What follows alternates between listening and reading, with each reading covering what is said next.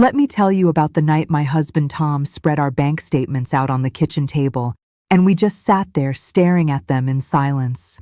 Not fighting, not panicking, just sitting there in the kind of quiet that happens when a number is so far outside what you expected that your brain needs a minute before it can form words. It was a Tuesday in March, about 2.5 years ago.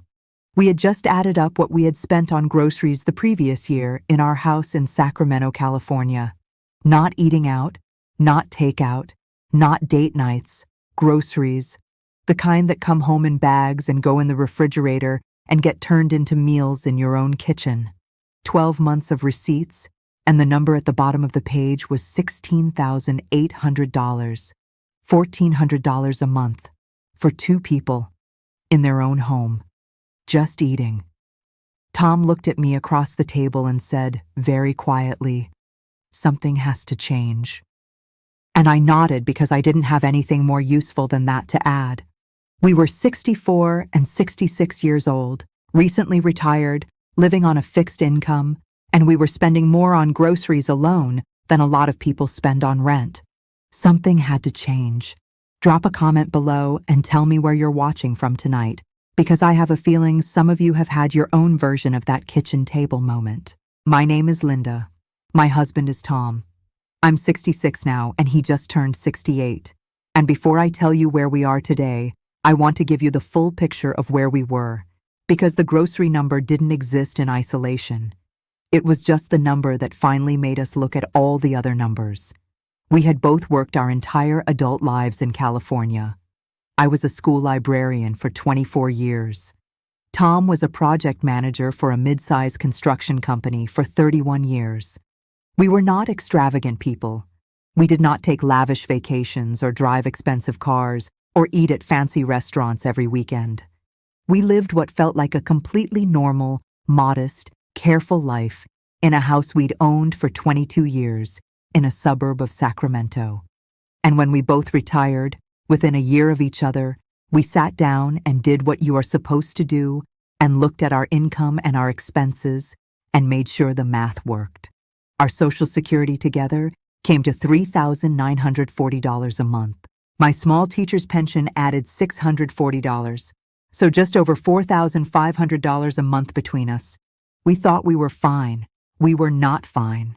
California in 2022 had its own ideas about what $4,500 a month meant for 2 retired people. Property taxes on the house we owned outright had climbed to $680 a month. Homeowners insurance, after 2 rounds of rate increases following the wildfire seasons, was $290 a month. Health insurance, because Tom had retired before Medicare eligibility and needed a bridge policy, was $890 a month for a plan that still came with deductibles that made us nervous. Utilities in Sacramento, where the summers are genuinely brutal and you cannot function without air conditioning for 4 months of the year, averaged $380 a month across the year. Car insurance for 2 vehicles, $210. Gasoline, because everything in Sacramento requires a car, $180. And then the groceries, $1,400 a month for 2 people, which sounds insane until you have stood in a California grocery store recently and watched what happens at the checkout. We were not buying anything special. We were buying chicken and vegetables and eggs and bread and coffee and the ordinary things that 2 ordinary people eat, and we were spending $1,400 a month doing it. When Tom added everything up that Tuesday night, the total was $4,210 in fixed monthly expenses before we had spent a single dollar on anything that resembled a life. We had roughly $290 left for clothing and household items and any medical expense that insurance didn't cover and anything resembling enjoyment. At 64 and 66 years old, after a combined 55 years of work, $290. Tom found the first video about the Philippines about 3 weeks after that Tuesday. He wasn't looking for it specifically. He was just doing what you do at 11 at night, when your brain won't stop running numbers, typing things into YouTube and following wherever it led. He watched one video, then came into the bedroom and woke me up, which he has not done in 20 years of marriage except for genuine emergencies.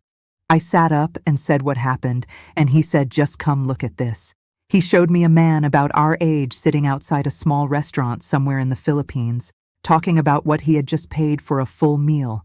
The number was so far outside what we had normalized in California that I actually laughed.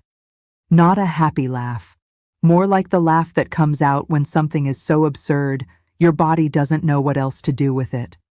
We sat in the kitchen until 1 a.m. watching videos. Then we went to bed. Then we spent the next 4 months researching with a thoroughness that I think surprised both of us, because neither of us is particularly impulsive, and we were talking about leaving the country permanently, not taking a vacation. If any of this is landing for you right now, tell me in the comments. And tell me honestly, what's your version of that $1,400 grocery bill? The number that made you finally look at all the other numbers? I want to tell you what the research turned up, because I think the specific reasons the Philippines made sense for us as a couple are worth laying out clearly. The first and most obvious is the cost of food, which was the thing that had started the whole conversation. We have been here for almost 2 years now, and I want to give you our actual grocery numbers, not rounded, not optimistic, our real numbers. We shop mostly at the wet market, the Palenque, for produce and fish and meat. Tom has become genuinely enthusiastic about the market in a way I find both endearing and slightly comic, given that in Sacramento he would wait in the car while I grocery shopped. Here he has opinions about which fish vendor has the freshest catch on which days.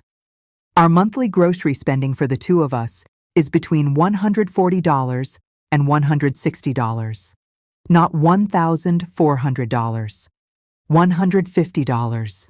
For the same two people eating 3 meals a day at home. The mangoes alone, which are better than anything we ever found in California at any price, cost us about 30 cents each. A full kilo of fresh fish, enough for 2 dinners, costs under $2. Eggs, vegetables, rice, chicken, all of it costs so little that the first month I kept the receipts because I didn't believe the numbers would hold. They held. But I promised you the full picture. And the full picture is not only the food, so let me lay out our complete monthly budget, because I think it is the most honest thing I can offer anyone watching this who is doing their own math. Our rent for a 2-bedroom apartment in a quiet residential neighborhood with 2 full bathrooms, a covered porch, ceiling fans throughout, and 2 wall units for the bedroom at night is $410 a month. Electricity, running both air conditioners at night and the fans during the day, comes to between $65 and $90 a month, depending on the season. Water is $12. Internet is $22. Groceries, as I said, $150. We eat out several times a week because eating out here is not a budget line item the way it was in California. A full meal for both of us at the little open-air restaurant 2 streets over costs under $5 total. Our medications, Tom takes 3 and I take 2, cost us $38 a month combined. In California, even with Medicare, we were paying over $120. Our total monthly expenses for 2 people living comfortably, not scrimping, eating well, going out regularly, come to approximately $900 a month. Our combined income is $4,580 a month. We are saving over $3,600 every single month. We have not done that at any point in our adult lives, including when we were both working full-time. I want you to sit with that number, because it still sometimes stops me mid-thought when I am standing in the market, watching Tom interrogate a fish vendor about freshness with more intensity than he ever brought to anything in Sacramento. Now I need to tell you about the parts that are not in the highlight reel, because we are 2 real people who made a real move, and the real version includes the parts that were hard. The transition for 2 people is different from the transition for 1 person in ways I did not anticipate. When you move somewhere alone, every adjustment is your own. Every mistake is your own. Every small victory is your own. When you move as a couple, every single adjustment is happening to both of you simultaneously, which doubles the richness of the good moments and also doubles the friction of the hard ones. Tom and I are a strong couple. We have been married for 38 years, and we genuinely like each other, which is a thing I do not take for granted. And there were still 2 or 3 weeks in the first 2 months when the accumulated stress of figuring out every small thing in an unfamiliar country, on top of the heat, on top of the jet lag that lingered longer than either of us expected, on top of missing our daughter and our grandchildren in a way that was more acute than we had prepared for, turned us into slightly worse versions of ourselves with each other. Not fighting exactly, just tired and brittle, and occasionally saying things with less patience than we would have managed at home. I mention this not to alarm anyone, but because I think couples considering this move should go in knowing that even the strongest partnership will have its stressed weeks and that this is normal and it passes. The heat was harder for me than for Tom, which surprised us both because I had always run warm and he had always run cold, and we'd expected the opposite. The humidity is the thing people don't quite communicate accurately. It is not like desert heat. It is not like southern heat. It is a specific thick, wet warmth that your body has to genuinely learn to live inside. And for the first 2 months, I felt like I was moving through something slightly denser than air at all times. I learned to do everything before 9 in the morning or after 4 in the afternoon. Tom learned this faster than I did and was insufferably cheerful about his adaptation, which is the kind of marital dynamic we have apparently carried across an ocean intact. The loneliness surprised us too, which might seem strange given that we had each other. But I missed my daughter, Claire, in a way that had a physical dimension to it I had not expected. She is 35 and lives in Portland with her husband and their 2 children, our grandchildren, who are 7 and 4. Video calls are good, they are real, and I am grateful for them. But our grandson lost his first tooth 2 months after we arrived, and I watched it happen on a phone screen, and that was a specific, precise kind of missing that no amount of affordable fresh fish quite touches. I cried that evening, and Tom sat with me on our porch and didn't try to fix it, which after 38 years he has learned is the right response. And eventually the crying stopped, and we watched the gecko on the wall for a while and went to bed. I want to be straight with you about this because I think it is the real cost of this kind of move, and anyone telling you it isn't a cost is either not being honest or has not yet felt it properly. What began to change things for both of us, more than anything practical, was the neighborhood itself beginning to know us. There is a woman named Aling Nana who sells vegetables at the market every morning, and who, about 6 weeks after we started shopping there, began setting aside the good tomatoes for us before we arrived, the way she apparently does for her regulars, and this small act of being anticipated, of someone rearranging their morning slightly to accommodate our existence, did something to us that is hard to explain, except that it felt like the first day we stopped being strangers. There is a couple across the lane, Ray and Maribel, who are around our age and retired. He was a teacher, and she ran a small tailoring business, and who knocked on our door about 3 weeks after we moved in with a plate of food and an invitation to join them on their porch in the evenings, which we accepted and have not stopped accepting. Tom and Ray have developed a friendship conducted across an imperfect intersection of English and Bisaya and a great deal of pointing and laughing that I find genuinely moving to watch. Maribel has been teaching me to cook things I had never heard of and is deeply satisfied when I get them wrong in interesting ways. These people owed us nothing. We had given them no particular reason to be kind. They were kind because the culture here runs on a generosity that is not occasional or performative, but simply the texture of daily life. And once you are inside it long enough to stop being surprised by it, you realize how much you had been missing it without ever having had the right name for what was missing. Let me tell you about the morning that made me certain we had done the right thing, because I think every story like this has one moment that acts as a hinge between before and after. It was about 5 months in. We had both finally adjusted to the heat, at least enough to function in it, without planning around it. Tom had found a small group of retired expats who played cards on Thursday afternoons and was coming home from those afternoons looking more like himself than he had since we'd left California.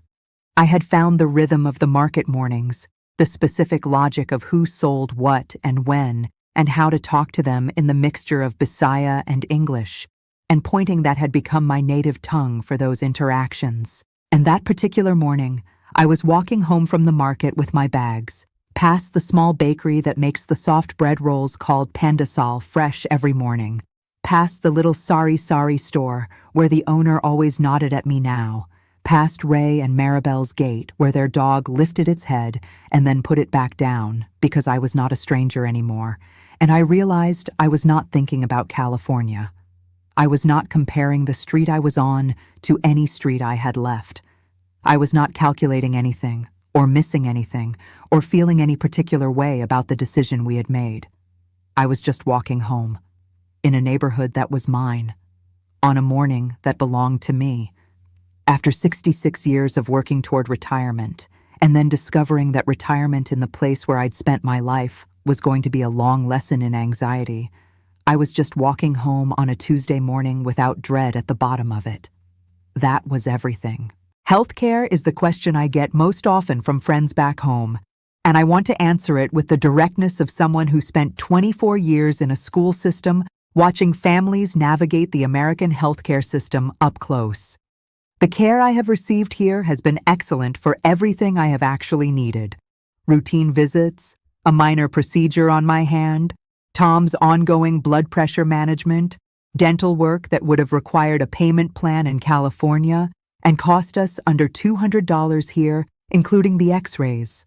The doctors speak English, have time to actually talk to you, and approach the appointment as a conversation rather than a transaction with a waiting room full of pressure behind it. For anything complex and serious, for the kind of thing that would go to a specialist in a major medical center, we would go to a larger city with larger hospitals, or if necessary, make the trip back to the States under Medicare. We keep a dedicated savings fund for exactly this. We carry travel medical insurance, and we have a plan. I am not frightened about this. I am prepared for it. There is a meaningful difference. Our daughter Claire came to visit 8 months after we arrived. She came, I think, carrying a worry she hadn't quite admitted to herself. The particular worry of a child whose parents have done something unprecedented and possibly, in her private assessment, slightly foolhardy. She spent 10 days with us. She walked the market with Tom on the morning when he demonstrated his fish vendor expertise with what I felt was excessive confidence. She sat on the porch with Ray and Maribel one evening and came back inside afterward, saying she hadn't expected to feel so immediately comfortable with strangers. She watched Aling Nena produce the reserved tomatoes from under the counter when we arrived and laughed in a way that said she understood something she hadn't understood before.